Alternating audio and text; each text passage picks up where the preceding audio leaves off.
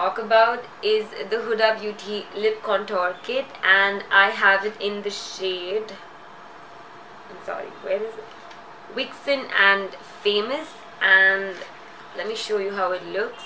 I'm sure all of you already know what it looks like, but I'd still like to show off. Anyway, you get a lip contour pencil and you get two of these matte lipsticks. Mine are in the shade Vixen and Famous, and I am wearing it on my lip right now, all three of them.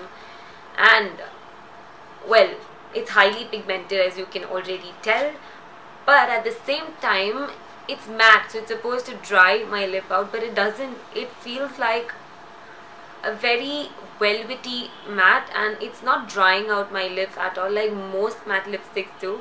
But I'm going to put it to test for a couple more hours, maybe sip onto something and eat, and then probably I'll come back with my final views on this beauty.